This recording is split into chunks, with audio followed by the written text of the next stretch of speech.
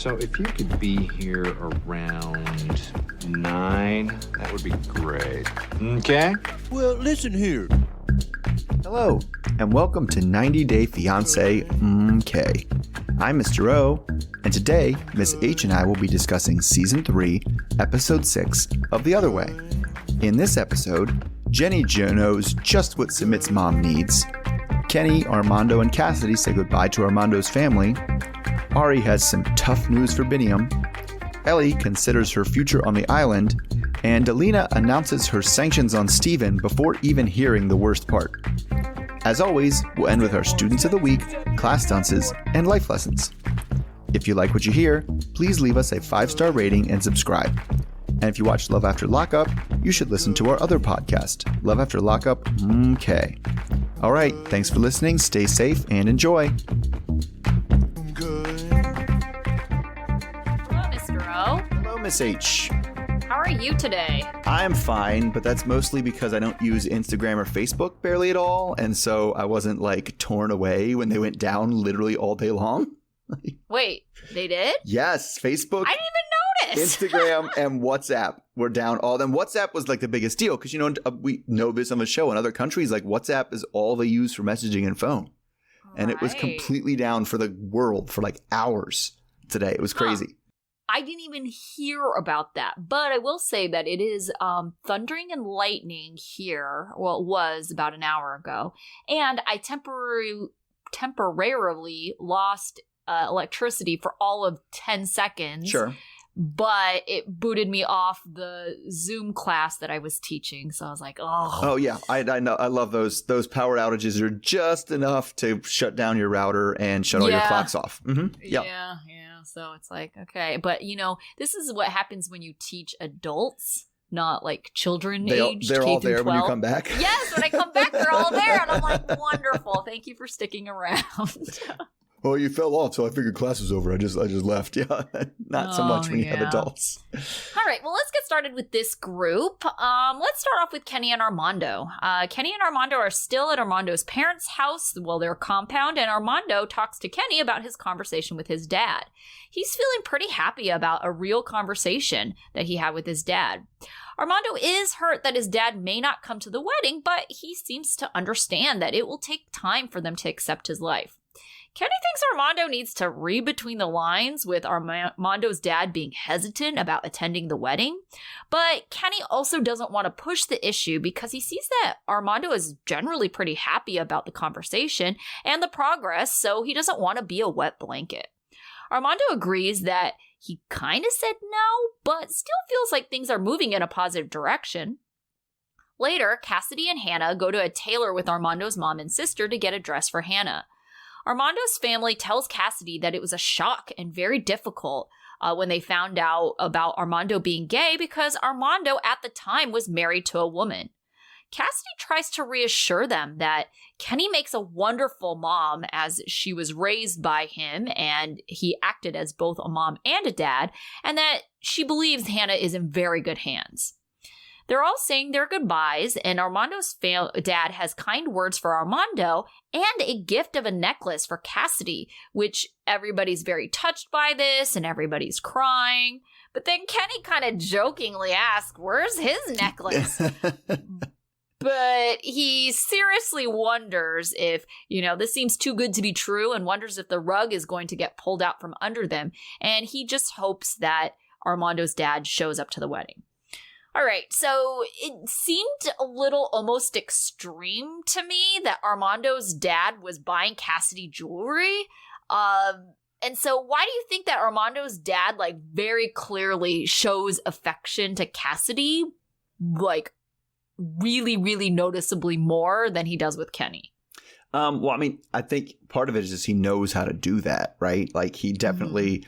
knows, like we talked about before, there's just so many women around here. And he's like, yes, I know jewelry and presents and that I know how to do that. And I'm comfortable doing that. And he's like, because it's almost like he can't decide with Kenny whether he should treat him like a man or a woman.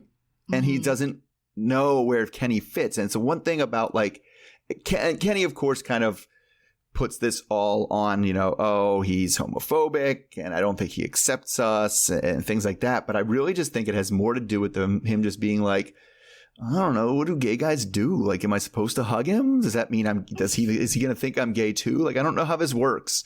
I think it's more that than Kenny's fears. And it's just much easier to be like, well, let me show him that I appreciate him by treating his daughter a certain way that I know is appropriate and like, well received. Yeah. Yeah. I can see that too. And, I think Armando's dad is really trying to drive the message home that, he accepts Kenny into his family by accepting his daughter. Right. And so it's like, you guys are part of the family. Right. But I do think it is kind of awkward that it's like, he very clearly is like favoring Cassidy, and Kenny like is just like, I don't know what to do with you, so I'm just gonna ignore you. Yeah, but I think I just think it's culturally like he wouldn't give a guy a present. Like I don't even think like if it was his daughter who was bringing home a straight man, he wouldn't be like, well, here's this present I made for you. I don't think he would do that either. Like. Well, maybe that's why there's no straight men hanging around the compound. Maybe they're not getting any gifts. Yeah, maybe if he got them gifts and treated them like the women, then they would stick around. They'd stick around. Instead, it's like, well, I'll give your daughter a gift. Here you go. Fine, good enough. Like, but, it's also, but it also seems like Cassidy is also just kind of better at connecting with them, maybe, in general, because we saw that. We saw her have like a more in-depth, a more like, emotional conversation with, Armando's mom and sister in that dress shop than Kenny's ever had access to. Right. Mm-hmm. And so I don't know. I just really think it has a lot to do with that family just being like, we don't know what to do with this guy. Like we don't know. Yeah, sure. But as always, they're here. All right, so let's move on to Ellie and Victor, who are back on San Andreas after their trip to, the hurricane trashed Providencia. So Ellie wants to talk to him because she's under the impression that he wants to move back to the island way before she's going to want to move back to the island. So they sit down in a cafe and Victor tells her about how much he appreciates her being there. But she calls the whole experience overwhelming, heartbreaking, and the worst thing she's ever seen in her life. She says she wants to support him, but doesn't think they can live there full time anytime soon. But Victor's pretty confident that if you kind of abandon your spot on the island and you don't go back right away, you'll lose everything to squatters and I guess maybe looters. I believe it. So Ellie says that the hurricane has like kind of changed the way things, her outlook on things, because she kind of had in mind that she was just going to be chilling at this beach bar that they were running. And now it's, going to be lots of work, lots of putting things together, no power, things like that. So what she wants is she doesn't want to leave right away or do anything like that. She wants to put together, have a solid plan between her and Victor, a solid plan of action. So Victor's suggestion is, well, maybe we'll spend like 3 days on and 3 days off the island, and we'll use those 3 days to rebuild what they can of their house. So later on, Ellie wants to get some advice from home, so she calls her friend Hiromi. It looks like this is the first time they've chatted since Ellie has been there, so she fills her in the details of how things look in Providencia and Victor's plans for the rebuilding. Ellie tells Hiromi that her preference is like pretty much to keep a home base in San Andreas and maybe just like commute to Providencia, maybe staying there for like 1 or 2 nights, which is less than the 3 she had agreed to earlier. Yeah. Hiromi says that sounds a lot like camping, which Ellie apparently very much hates. So she wants to be supportive, which brings Hiromi that this is when she thought it was the best kind of conversation to bring up the Victor's infidelity. She wants to know if that's something that has come up, and obviously not really, says Ellie, since there's been so many other things going on. And she hadn't thought of it till right now, but she agrees she has to think about it. It has to be a thing that they talk about at some point. All right, so she talked a lot about she mentioned it a lot of times, this beach bar that she wanted to run, right? And so Yeah. I'll bring it into another one. I'm going to start my question. Who is going to have the more successful beach bar, Ellie and Victor or Corey and Evelyn? I was thinking the exact same thing. I was like, hey, why is this starting to sound really familiar? I'm going to go with Ellie and Victor because Ellie actually has experience owning a business in the like food industry, right? So I would hope that she would be able to translate that to like their business now. It's like Corey and Evelyn, I don't think they know shit about anything. They just are like, well, people will drink booze, like we will provide the things and people will come. And they're definitely banking on their notoriety from this show. Because that's the other thing too, is a lot of people stop in just because they're like, oh, 90 Day Fiance, like what else are we going to do? We're in this random small beach town, like let's just go to that bar. Right. That's fair. That's fair. I mean, I would definitely say Ellie has, and absent the hurricane, of course, Ellie has much more know-how. It wouldn't just be because Evelyn and Corey definitely are and we've all known people who maybe tried this or at least thinking about trying it who are like, think they know a lot about bars because they spend a lot of time in bars. And that doesn't really translate. It's like, yeah, but most of that time you're drunk. You're not like watching the workings of how the bartender works and how the invoices come in and things like that. But definitely I'm in bars a lot. Maybe I should just own a bar, right? Like it. And she did have a little bit of that where it sounds like you want to hang out at a beach bar and not like work at a beach bar, which are two very different things. Yeah. I don't know. I think Ellie has a good work ethic. I think it'll be good. And it seems like Victor does too, right? He's not some rando bum like we've seen comparatively. I don't know. Maybe he's a bum. Like from what we've seen, he's been actually working. That's true. And he's been working at, putting their house together. So even if Ellie has been sending him money, which it kind of sounds like, I remember her saying that she did, but it was going towards building the house. So at least he was preparing something for her and she wasn't just sending him money so he could like live. Is something for the two of them to build together. Right.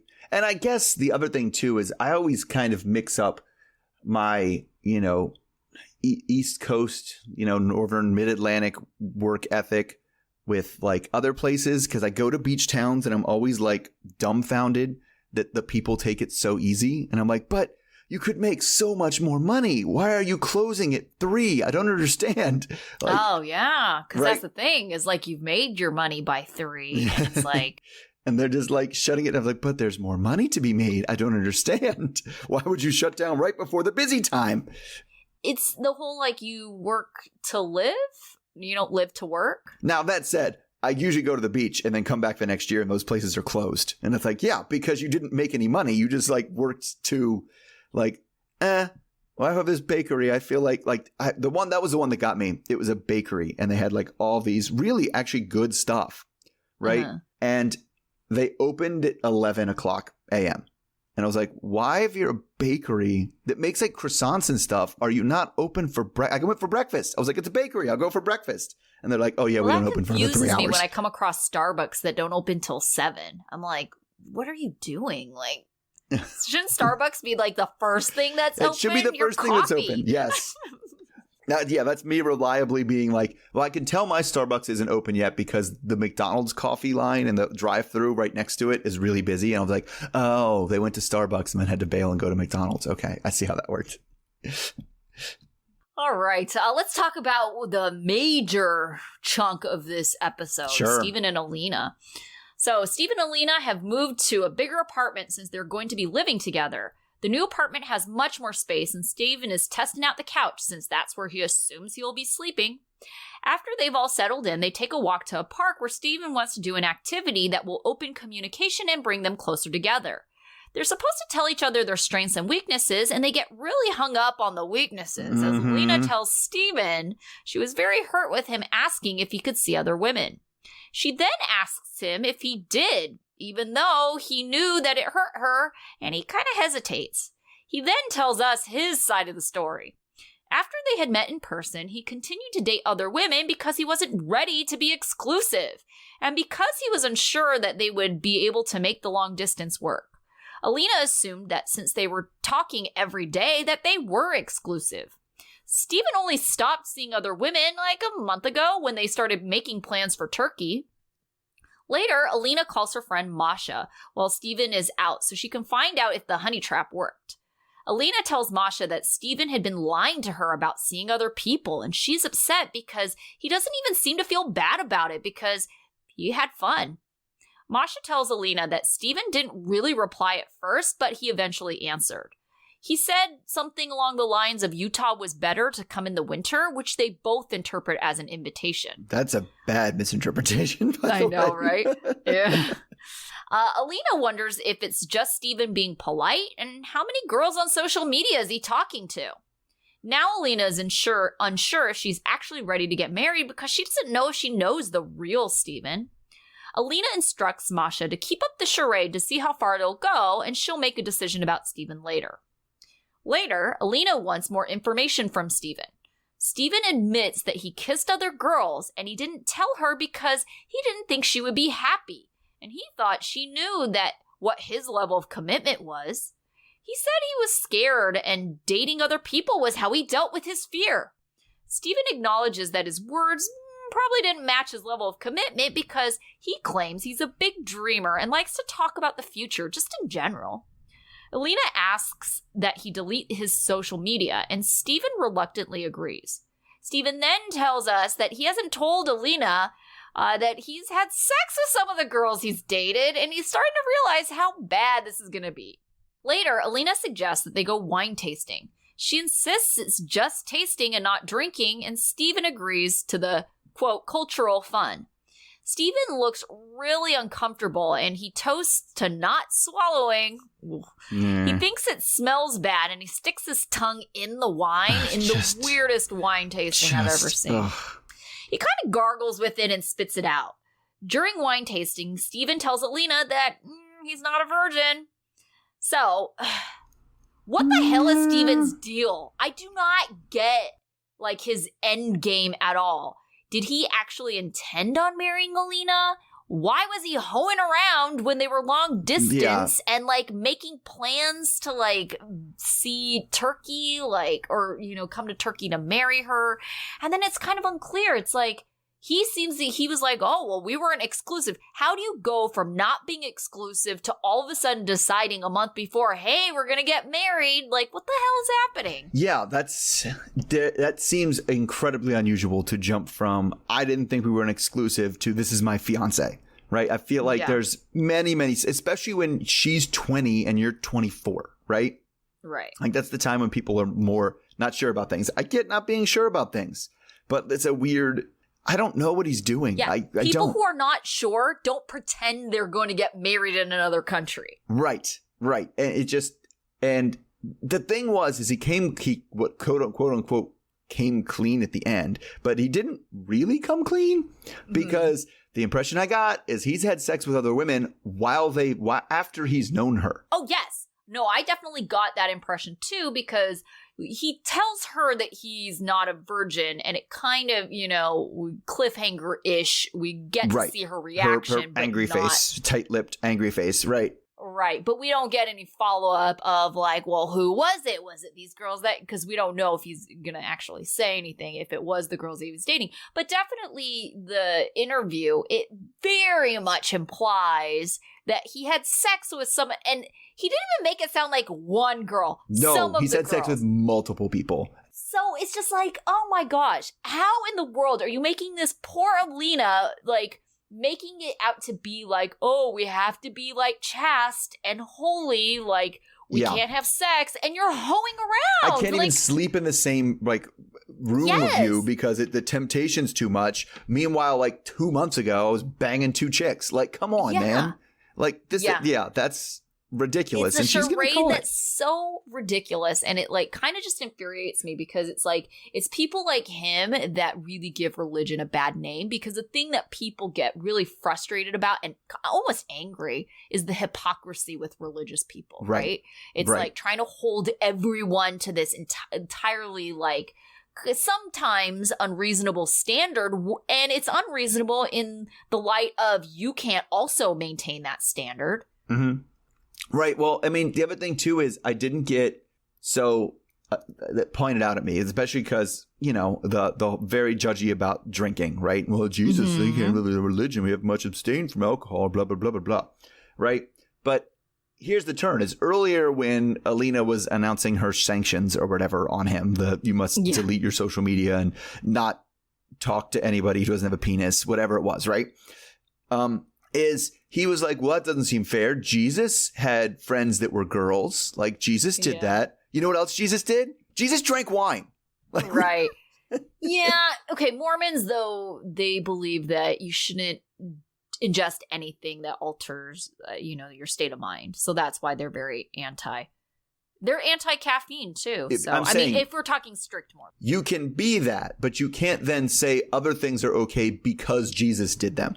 Oh, sure. Yeah. Well, that kind of goes with the hypocrisy, right? Exactly. Yeah. And inconsistency. The other thing that people get really upset about with people who are religious is, twisting the Bible to basically highlight what you want, but ignoring the other passages that maybe imply something that maybe you disagree with. Want to do. Yeah. I don't feel like giving more money to the poor people. That sounds bad. It's my money.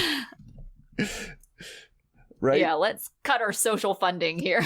But, all right, this guy is so annoyingly weird because it's not like he's... Oh, he's doing it on purpose. Because he's obviously doing it on purpose. That's what I'm saying. It's not like he thought, I thought you drank this wine by sticking your tongue all the way into it. He's just so it's so fake, right? It's so put on. Yeah, so my whole thing now, and it really only came to this conclusion after this specific episode because, thinking about what the hell is Steven's deal, how do you go from I'm going to not be exclusive with you to, let me go to Turkey with the intention of marrying you. I haven't proposed to you yet, but that's why we're going to Turkey is to get married, to then be in Turkey and be like, I don't know if I want to get married yet. It's like this guy is clearly just trying to be on the show. Yeah. And this is his way to get on this show.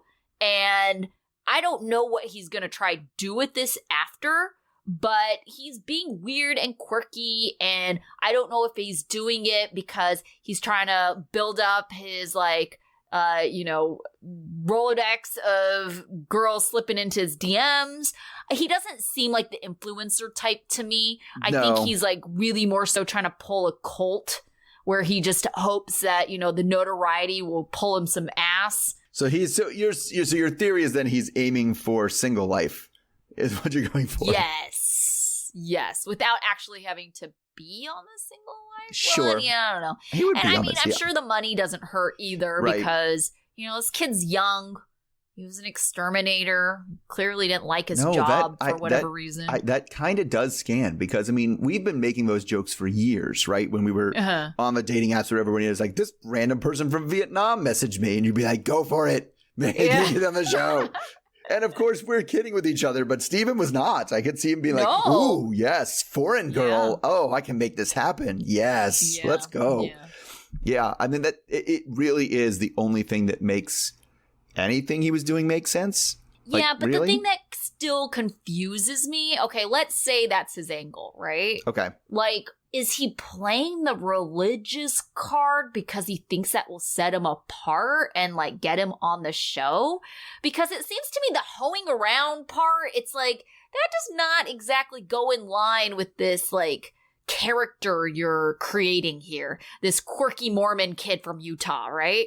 How is hoeing around? How does that fit into your character profile? He's a nice guy, the nice guy, not an actual nice guy, but the quote unquote internet nice guy, right? The one who is going to be quirky and funny and be your best friend. And then just a tip, right? We'll just slide it right in. That's what his angle is. That's what his angle's always been. That's how he has sex with these people, right? He's not the confident, person that attracts everybody in the room. He's going to charm you and try to disarm you with his goofiness. And then Like, just be like, oh, well, I guess that happened. Oh, we were just tempted. One thing led to another. Like, such a wolf in sheep's clothing, and it really pisses me off. You know, it's like, not that I really go for those kinds of guys, like Sure. What I'm going to talk about anyway, but it's just like, I almost appreciate the guys that are just crassly upfront. uh-huh. You know, it's like, you know, they're not trying to hide anything. They're not, you know, it's like, I hate the guy that like acts like he's the nice guy, but he's not the nice guy. You know, I'd rather just have some random dude who's just upfront and honest about like whatever it is. Now, hopefully they're not as crazy as like, you know, Right. out there, but honesty, like everything else just seems like such a sham. It does. It does. And it definitely, yeah, just is crazy that I don't know that it works better. You have to be confidently honest. I guess it's also a lack of confidence just to be like, Yeah, hey, that's true. I'm a charming guy who's fun to be around and we can hang out, but this is what I'm looking for at the end of the night. Like, then, okay, like that's what you're looking for at the end of the night. And if we have fun all the way around, then whatever. But at least you know it's up front. This is exactly where everybody stands. Where he is definitely, they were my friends, which I mean makes Alina's demands make a little more sense, but they're still kind of ridiculous demands. Yeah. I mean, I wouldn't be surprised if it's all part of her tests. Oh, right. Yeah. You know, like, well, will he, you know, and I think she also, to be honest, is trying to catch him in a lie. Like, what if he just blocked her so she couldn't see that he is or isn't on social media, right? Because it's like, if you block someone, it looks to them, it looks to you, it looks like they've deleted their account, right? And then if he still is messaging or able to message Masha, it's like, okay, you know, you've caught this guy in a lie. And so I don't know. I think it's part, like an extension of the honey trap in a way, right? You know, to test him if he really will. If I ask him to do this thing that he agrees to, is he going to do it? I don't think he has any intention of it, by the way. Right. And the other thing too is like, I feel that I relate to her in a lot of ways. Now, I don't know if I would have ever had the courage, I guess, to really, you know, put an ultimatum on someone like that. But, you know, when I was younger and dating and insecure about, you know, someone, you know, my relationship with someone, it would have like decreased my anxiety so much if that person wasn't on social media. Right. And so like in the end, I kind of feel it's survival mode for her, right? Sure. What is the biggest source of stress for me? Him on social media, me worrying about the women. I don't know. I don't know that I would. At least the social media stuff is like semi-public, and if they slip up, I can see it. Like, I just feel like going off social media is like he's still going to talk to all these women. He's just going to do it with like Signal or like tell it or like right, something but I think behind it's my harder back. to meet people if you don't have a social media account. And I don't know she's necessarily worried about the people that are in his life right now. It's like worrying about, you know, it's like constantly having to worry about someone new, right? And so this is the other thing. Like the bigger issue is, and I think she'll eventually learn this on her own, whether it's through this experience or just life experience. It almost doesn't matter. Like, I know it makes you feel like, you know, by taking away this particular temptation that everything will be fine, you know? And it's kind of like those people that get jealous over a particular individual, like a coworker or, you know, like a friend from the past, you know, it's, or an ex or something. And it's like they fixate on, well, if this person wasn't around, there would be no one to be jealous about. Right. And you know, fixate on it, and they just think, well, if this person wasn't around, it would be so much better. If that person wasn't around, you'd just be worried about somebody else. There'd be somebody else or something else. It's the relationship. It's not an individual person. Totally. And it's, you know, usually that person's representative of something. And it's like, if they truly are flirting with someone else, they just flirt with someone else, you know? So it's like, yeah, it might be that person right now, and you're right. But it's just going to be someone else. Yeah. Yeah. Oh, well, let's go to the other group that took up a huge chunk of the episode, and that was Ari and Biniam. Oh, I felt so bad for them. Oh, yeah. So Avi is on the way to the pediatrician to check out this, quote, bulge in his groin area, according to Ari. She's worried that they'll tell her something horrible, but she hopes it's just a first-time mom overreaction, and they'll just be like, whatever, it's normal. So as they describe what's going on, and then Avi pees on the doctor like he always does, and it doesn't take long for the doctor to diagnose that it's just a hernia, but it does require a minor surgery to fix.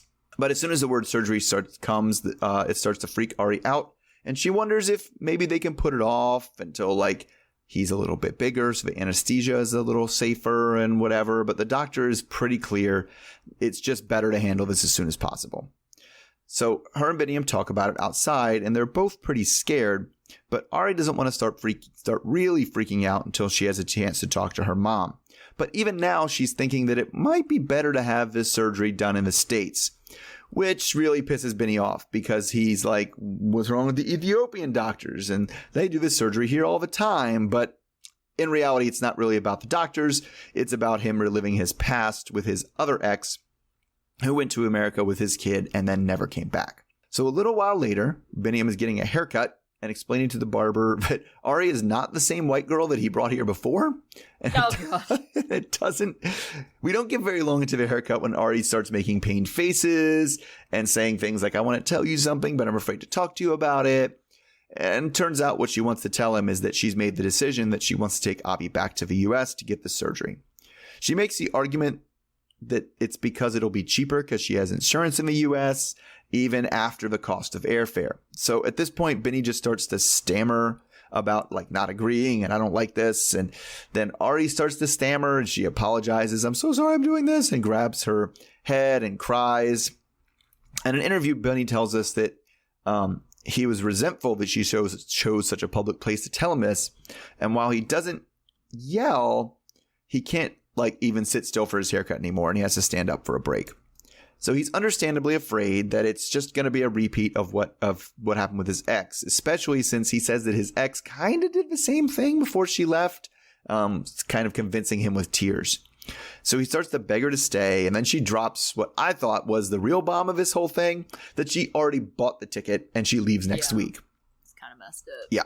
So Benny kind of goes into a mode as like, was this a Leandro thing? And then ends up, saying a bunch of stuff about that and then leaving to take a walk.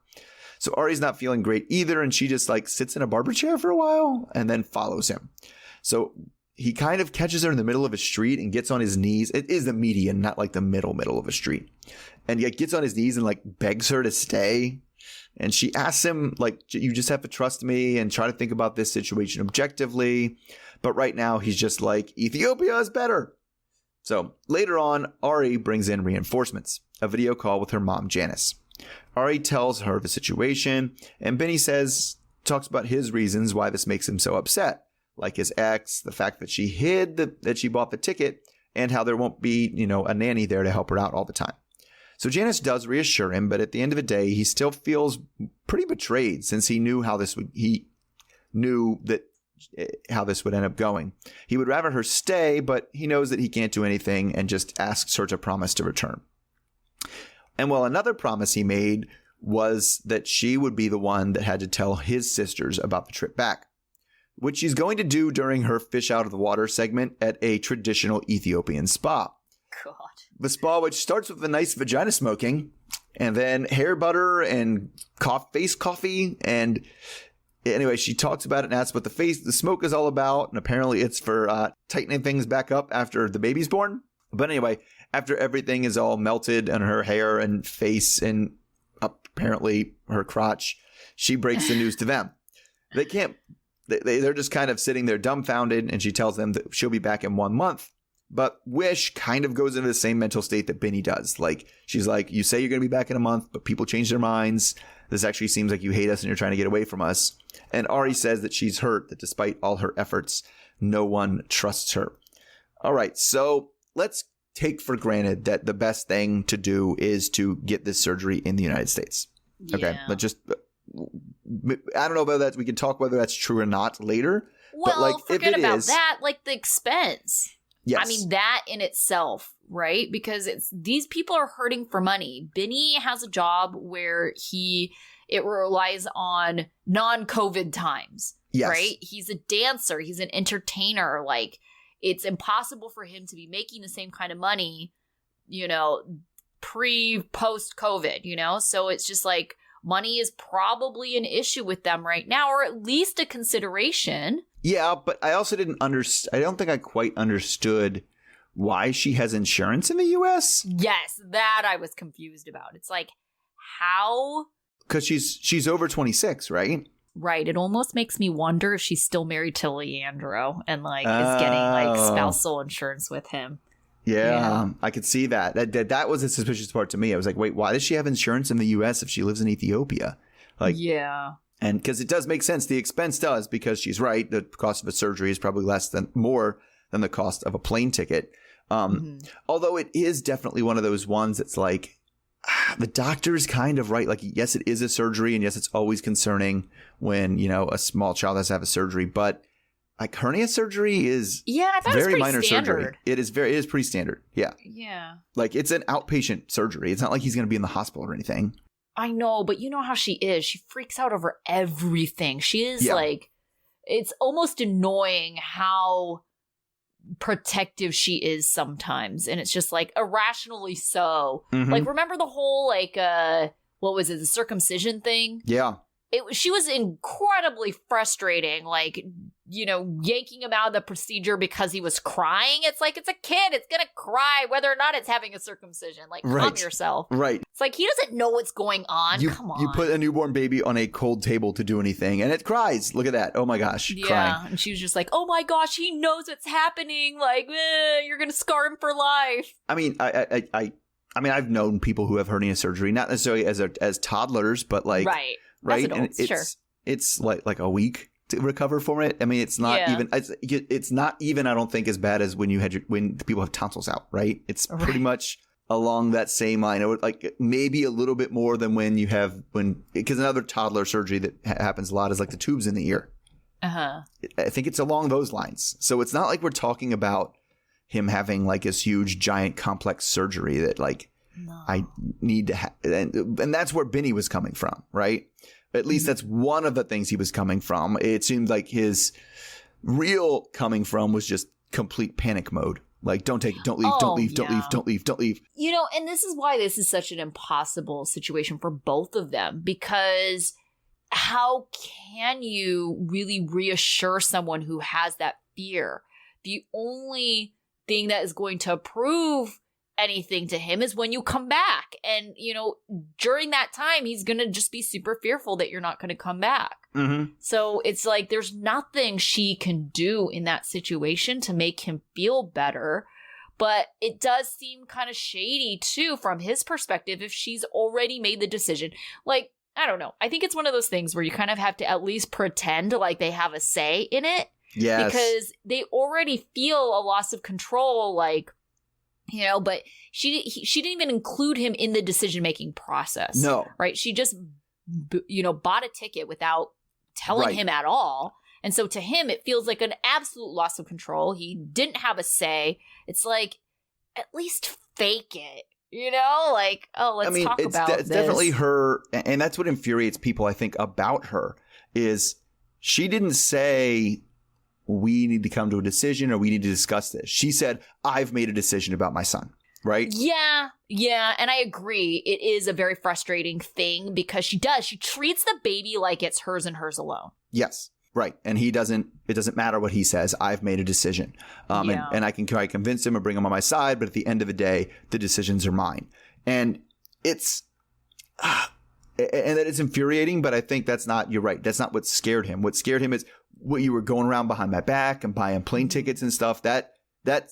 If you were already worried about this woman might not come back, I know you can't fully reassure him until you do come back. But going behind his back and doing it without talking with him first makes it seem like you're not coming back. Like, that definitely makes it seem like, oh, this is not all above board. Something weird is going on here that you're not telling me everything. Well, yeah, that's the other thing, too. Is she going back to Indiana or is she going to New York/New Jersey? Sounded like she was going to New Jersey because she mentioned to the sisters, well, my dad works at the hospital and he'll make sure they get the best doctors. And so they're probably going to get it done like at Princeton. Yeah, so then why is Benny even bringing up Leandro? He doesn't live there. He lives in Indiana. Right, but it was all of a sudden Leandro left and then I have to go back. And maybe you're right about the insurance thing. And when she brought up the insurance, he was like, "Well, is this a Leandro thing then? Or did he say to do this? If it is his insurance, which would be fraud? Yes, fraud. I believe. Okay, so but maybe she's still on his insurance from when she was married, right? If you get divorced, do you have to be off that person's definitely insurance? do. Mm-hmm. Okay. Well, I don't know. I got divorced, and yes, you do. You have to get off their insurance when you get divorced. No. It's my insurance. I had to kick somebody else off. Yeah. Oh, yeah. Interesting. Yeah. I mean, I actually know someone who has been basically separated from her husband for 10 years, and they're still legally married. And people actually don't know that they're legally married, but it's for the insurance. For the insurance. Well, and it's one of those things where I feel like I'm not sure how the laws in that work either. If some adjuster really wants to get together and be like, you guys are clearly divorced and you're only staying married for the insurance, we're not giving her insurance anymore. I don't know if that's I don't know how that works or where that works. It might vary state to state, but I wouldn't be surprised. Insurance companies don't like paying what they don't have to pay. I know, right?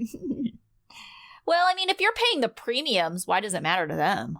Oh, no, yeah. So it wouldn't be until you made a huge claim that they'd be like, wait a second. Like, they'd continue to collect your premiums, yes. Oh, sure. Yeah, I mean, that's kind of what's happening right now, right? Right. That's right. Because, well, I mean, insurance companies really don't even like with paying what they do have to pay. Sometimes that's a big enough pain in the butt. All right, so let's talk Jenny and Sumit. So Sumit is telling Jenny about his meeting with his parents. He doesn't feel good about their reaction to his news that they're engaged. He got a call from his mom later that day telling him how upset she was and threatening him, saying she will make his life hell. Jenny says she feels bad and doesn't want to destroy his family.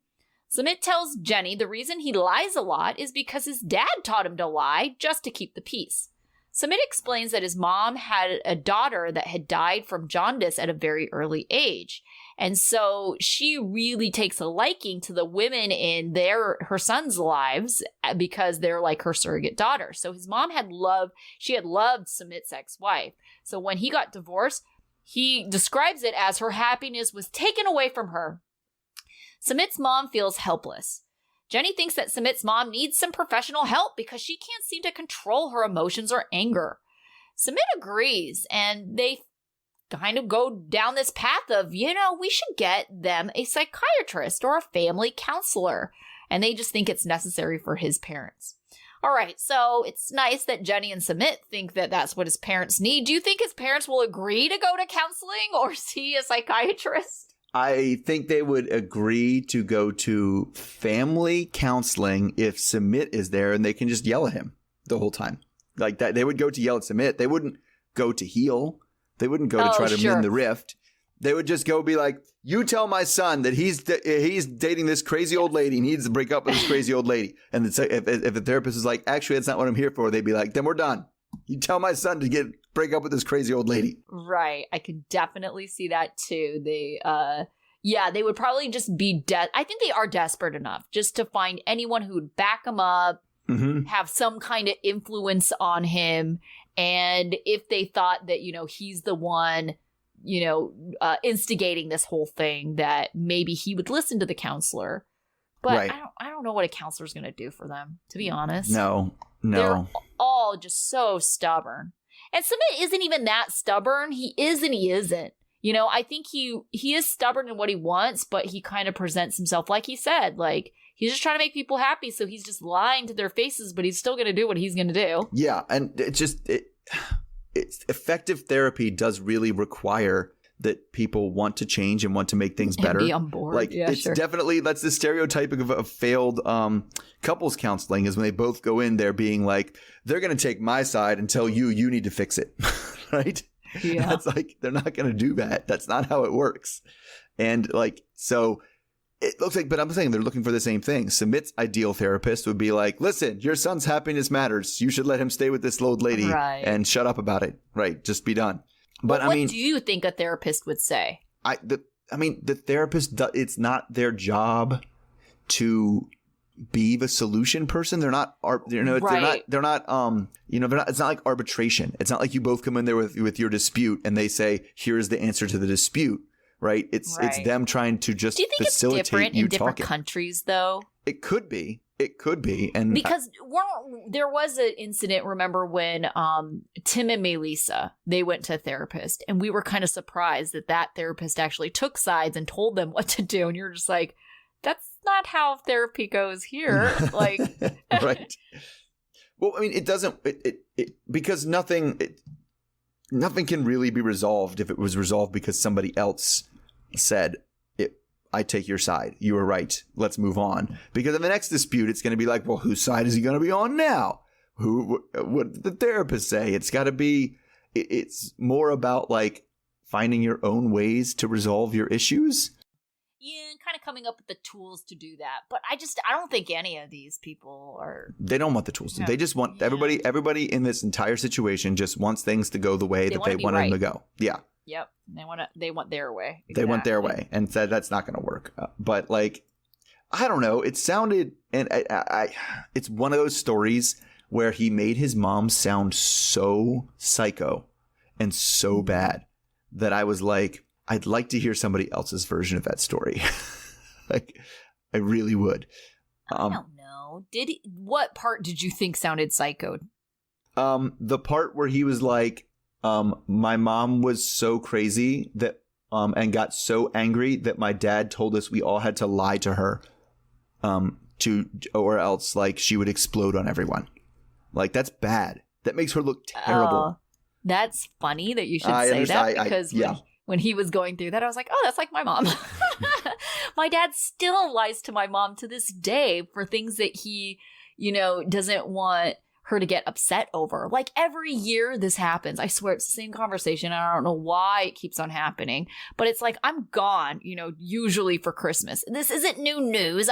When was the last time I was actually in the country for Christmas? It's been a while. Mm-hmm. So, and I always tell my dad months and months and months in advance. And then usually around Thanksgiving, that's when my mom gets to find out. And then she always looks at my dad. Did you know about this? Dad's like, nope, I did not. Just lies to my mom because he's like, oh, I don't want to get in trouble. I didn't want to be, for one, he didn't want to be the one to tell her because he didn't want to get yelled at. And two, he was, didn't want to pretend that or say that he had known this entire time because then he'd really get in trouble for not telling her before. Yeah, no, my parents don't work like that. And that's the way it goes. If you tell my mom or my dad something, the other one, just assume that they will know instantaneously. Like, as soon as the phone hangs up, the other one's getting told exactly what happened. Because that's what I say about my mom. Like, if I tell my mom something, my dad will know. If I tell my dad something, there's no guarantee that my mom will know. In fact, she probably won't know. Uh-huh.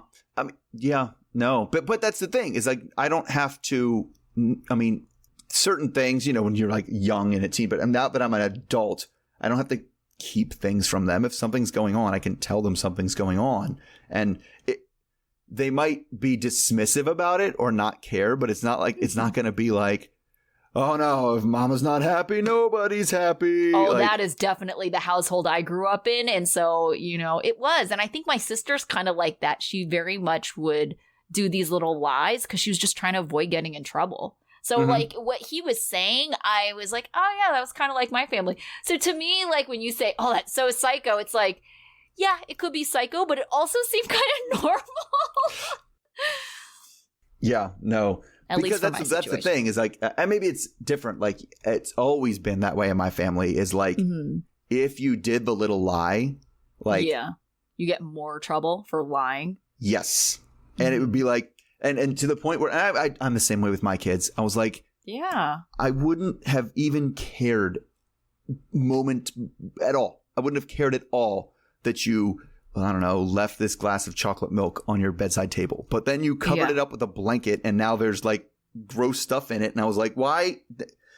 Oh my God, why? And that makes me more angry than anything that they could have possibly done when you're like telling the lies to hide stuff. And it was like, why would you not tell me that? Like that's the part that is just very different. Is like, well, as a teacher, I will say that pisses me off the most is when students like bull-face lie to me, like, and they think like I don't know. It's like, oh my gosh, yeah, this is my first rodeo. You know how many times I've heard that excuse? Come on now. Yeah, mine is I definitely say things where I'm like, I've had moments either towards the ends of the years or even the beginning of this year when I'm like, listen, I know that you all got the answer from like, James over here. And they're all like, oh shit. Like, yeah, I knew. I'm not dumb, guys. Like, I know what's going on. Oh my gosh, I know. All right. So we did not hear from Corey and Evelyn this week, and that was the only one. Uh-huh. So from this group, who was your student of the week? It was tough. I guess I went with Biniam because he really, really wanted to freak out. And he really like was trying his best to maintain some kind of logical consistency or just like not be, because I know when I get as upset as he does, I just start yelling random things that don't make sense when you put them together. I become completely incoherent and just like it's tough. Yeah, that's why Ari almost made my dunce, because I was so pissed that she did that. It's so manipulative. Like she put him in a spot where she's just like, where can I get the least amount in trouble? Right. How about a place where somebody literally has like sharp objects near his head? Oh, God. My student of the week, like I said, it was very, very difficult. Yes. So I went with Armando's dad. All right. Making progress, embracing someone in Kenny's family. It was really awkward that he couldn't get the necklace like on her. Like he tried to and then didn't. And then she was like holding it up. It was weird. I mean, it's sweet that he had the necklace and stuff. Yeah, definitely. Okay, what about your dunce? So I actually went with Alina. As bad as, what's his face really usually is, Steven. Yes. Like, I just thought everything she was doing, she's like setting a thirst trap, honeypot, whatever she's doing, completely misreading the results. Right. Like just the fact that they were we need more data points. It's like, yes, do ya? Yes, that sounds like an invitation. Like if somebody said that, hey, it looks beautiful there. Where are you? And you went like, oh, you should really come out in the winter. It looks even better. Yeah, that is not an invitation. Over to their house. That is not an invitation, even a little bit. And like just her draconian like things, like you have to stop talking to all of your girlfriends. Everybody who's a girl, just stop talking to them. Also, delete your social media. And like, it's like, that's too much. If you don't trust him, you don't trust him, and you need to break up. But you can't do that to him. That was my biggest frustration. Like, why are you gonna keep on going? Like, it's kind of like that whole like, you can't prove someone's like never gonna cheat on you. Right? You can only prove that they can cheat on you. So I kind of feel like she just keeps on looking for like that opportunity for him to like mess up. And it's like, well, why are you creating these opportunities for him to mess up? Right. What's wrong with you? If you're even at that point, just like move on. Yeah. If you're at the point where you're like, I feel like I need to test them to see if they would cheat, then you think they would cheat. And like either have that conversation and figure it out or get out of there. Yeah. Right. Well, my dunce is Steven. Sure. Mostly because it's like, what are you doing? Like, you're just trying to hoe around? Like, what's going on? That doesn't make sense. Why are you trying to get married to this person? Like, fine, you want to hoe around. But don't, like, pretend like you're all chaste and you want to be chaste with this other person that you're going to marry? Stupid. Yeah. I mean, it's definitely gonna come up where she's gonna be like, so you were fucking all these other women and telling me we have to wait. Yeah. Like, what the hell? Why? What the hell? Makes no sense. Right? Because and especially because he did it on this, that's because you have to convert to Mormonism and that thing. And he's going to be like I can't imagine she's going to be in on this Mormon thing. We already had her being like, she's giving up wine and the little parties and getting a little tipsy. I feel like her trying to get him to drink wine was really that. She's just like, well, let's, do this thing because this Mormon thing isn't working for me. I could see it. Planting the seeds. All right. What about your life lesson? All right. So my life lesson is it's never your place to decide whether somebody else needs therapy. That's what mine was. We have been like eye to eye. Like, I swear, the last 3 life lessons. Right? Yeah. Yeah. Just because she does it. Well, sounds like your mom needs therapy. It's like, sounds like you're not a psychologist, Jenny. Like, how about no? And also, like, what's the point? Like, you can't count on someone else going to therapy or counseling. And quite honestly, so I had mentioned to you before about my life lesson. Like, I personally, like, I have been told by someone, like a friend at the time, who wanted a break as friends, right? And she had told me, she's like, I think you're in a really dark place. You need to go to therapy. And I could not have been more offended by that. Sure. You know? And, you know, like, even looking back on this, and this happened like almost 10 years ago, right? Looking back on it, like, how I kind of see that situation, and granted, it's from my perspective, is I really felt like, yeah, I was definitely depressed, but I'd just gone through a major breakup. You know, this was someone that was like a significant part of my life. And I was depressed. I'm not going to say that I wasn't, but I kind of felt like she was projecting her stuff onto me. You know, like, I feel like I took a normal amount of time to get over it. You know, like, I, you know, wasn't like incapable of doing daily things. So I don't know, like, just, and then to want to be on a break, like, as a friend, I'm very offended by that whole thing. And it also, like, just the stubborn part of me is like, I don't need therapy. Like, you're telling me I don't need it, you know? And right. Sure, I generally agree that everybody could benefit from some kind of therapy, you know? So I'm not saying that, you know, like, oh, I'd never go see a therapist. I've seen a therapist, you know, enough times in my life. But, you know, in that particular time, like, it was super offensive and I don't think super relevant. Yeah, it's just, I mean, and part of it just comes from, also, this is my like teacher training, right? One of the things they always tell you when you're doing like the special ed meeting is do not under any circumstances tell a parent that you think their kid should be in special ed. God, I know, right? Yeah, don't do that, right? And so that I kind of feel it's the same way. It's like you are not an expert on this. You don't know what is there. And at the end of the day, I mean, my belief is that therapy only works if you want it to work. Oh, absolutely. That's the other thing. It's like, okay, well, maybe I went to go see a therapist, but it's like, why are you here? My friend told me I needed it. Okay, now what? Right. I mean, and we heard this like from I think it came up in Life After Love After Lockup one. It was like somebody was like, yeah, he took me to a therapist and I broke him. They couldn't fix me. I was like, gosh, stupid Doug. Yeah, I was like, yeah, if you don't want to be fixed, a therapist will not fix you. I promise you. Right. So, yeah. Can't count on someone else going to therapy to solve your problem. Totally. All right. So I feel that Darcy and Stacy might have had their season finale, or at least a break, because I think they said they're coming back in the winter. Okay. So if that's the case, I will do a write-up for next week. And I think we're due for a roundup. Probably. Yeah. Okay, so those will be coming soon. All right, sounds good. All right, so we'll see you all next week. See everybody next week. Okay. Okay. All right. Bye.